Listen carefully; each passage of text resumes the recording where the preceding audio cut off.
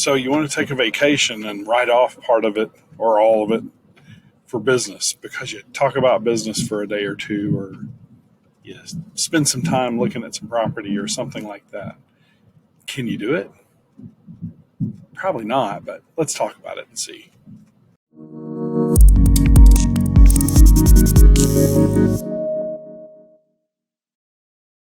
Hi there, Tim Thompson, and if I'm jiggling a little bit across the screen, trust me, I'm not antsy pants. I'm on a train trip to go see my son down at school. And, after last week's episode about whether or not spending personal time incidental to being on a business trip disqualifies the deductibility of the business trip, this time we're going to talk about when a personal trip has a little bit of business, can you write off the trip for that? And the long and short of it is, well, let me just give you the short. No.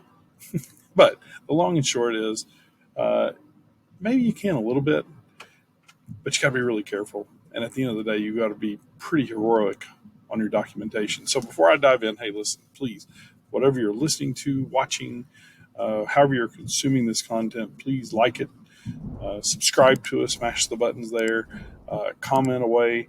We're going to post the actual written blog post in the comments of all the platforms we're on. So be sure to read the blog in full because it's going to go into a lot greater detail than I hope to here. Here, I'm just going to blow some hot air because it's hot. We're in Texas.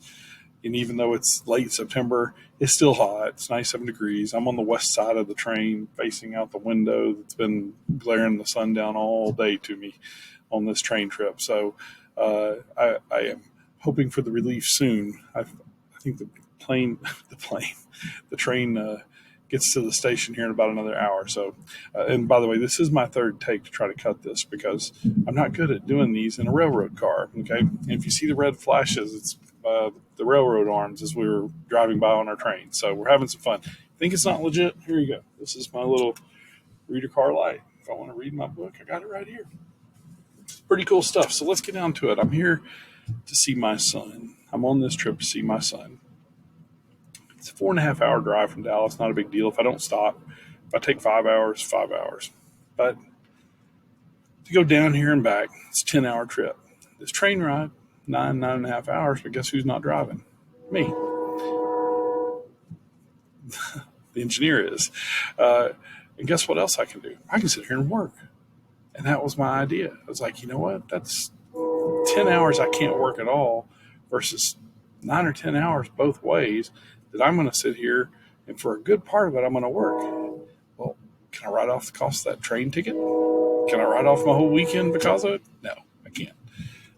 The primary purpose of this trip, and this is something we alluded to in that last episode, the primary purpose of this trip is personal. I'm going to see my son.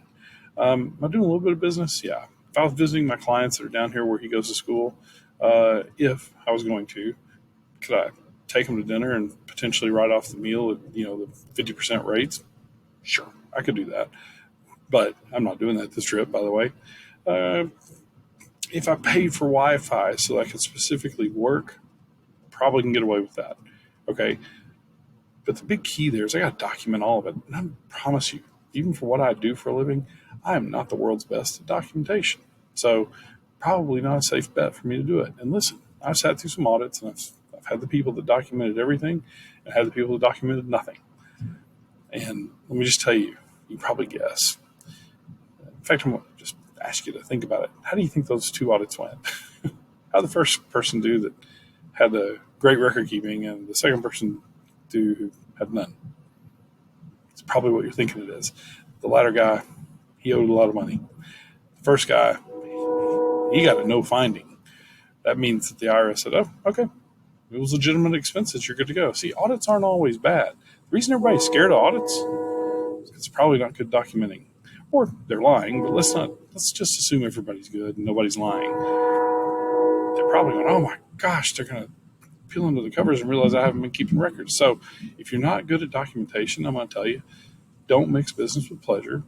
If it's a pleasure trip, make it a pleasure trip. Don't try to squirrel around and get some sort of deduction for your business because you want to spend a day out of 14 doing something businessy related. Doesn't work. Just don't do it. It's not worth it.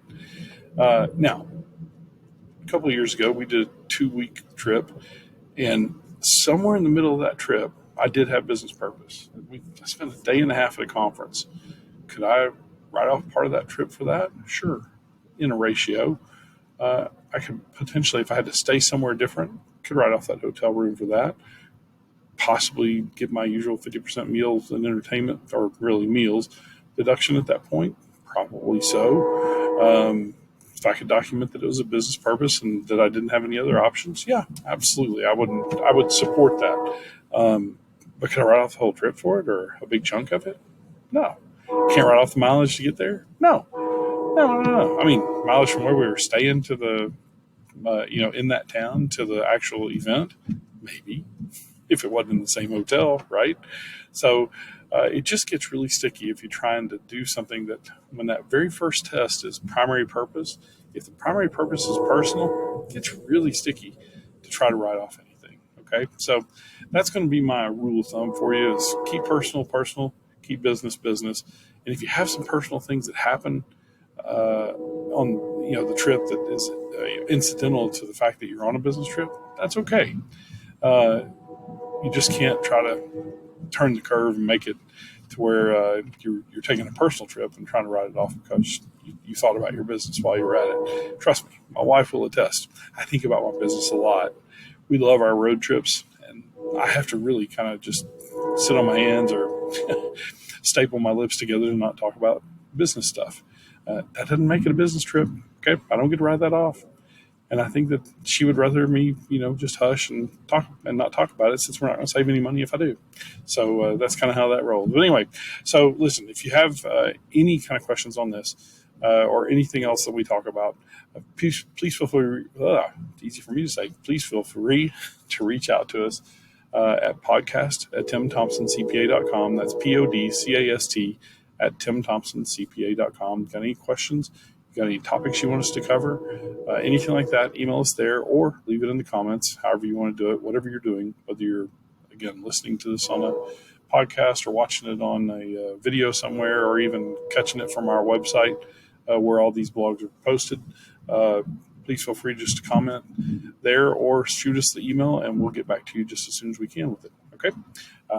We are rolling into a city here, so I'm going to cut this one off. And I hope you have a great time. Look forward to hearing to you, and I hope to look forward to hearing from you. And I hope these are helpful to you. And if it's maybe not as helpful to you, but you know somebody it would be helpful to, or hey, it's helpful to you and you think it'd be helpful to somebody else, please feel free to share it. We want to grow the show. So for now, I'm going to go, and we'll catch you next time.